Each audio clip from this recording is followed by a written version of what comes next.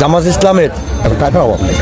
আমাকে একটা হিন্দু মেয়ের বিয়ে দিচ্ছে না, মায়াকে বিয়ে দিচ্ছে, যা জীবিত যা লাগছে সব দিচ্ছে, একে যা লাগছে মানে শূন্যবাদে কাঁথা কাপড় জমে যা লাগছে কাপড় শাড়ি মানে পড়া তাকে মাল দিচ্ছে না, উকারটা করছে। জামাত ইসলাম আমি মানি, জামাত ইসলামের মধ্যে ধর্ম একটি, আর আমি কথা চিনে না, আর দানাই বাজিয়ে চিনে না। জামাত ইসলাম এটি কই জায়গায় জামাত ইসলাম কোরআনে আইন বলে, যারা কোরআন আইন মানে, যারা কোরআন আইন মানে এরা কোনোদিন সিটিং বাস করে খাইব না, চাঁদা উঠে খাইব না। তো বিষয়টা কি বুঝলেন? বাংলাদেশ জামাত ইসলামী সবসময় সাধারণ মানুষের পাশে আছে এবং পাশে থাকবে। গতদিনও তারা পাশে ছিল।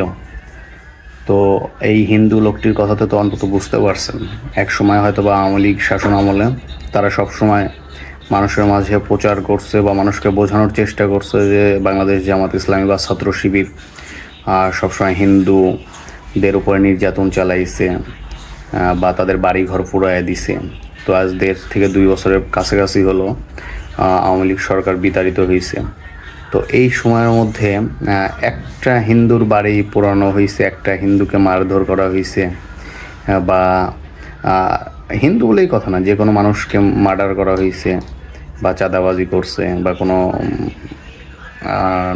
নিরীহ কোনো মানুষের উপর অত্যাচার করছে বা কোনো মেয়েকে ধর্ষণ করছে, এরকম জামাত ইসলামী বা ছাত্র শিবিরের কোনো রেকর্ড আছে কিনা আমার জানা নাই। তো আপনারা যদি জেনে থাকেন তাহলে দয়া করে জানানোর চেষ্টা করবেন।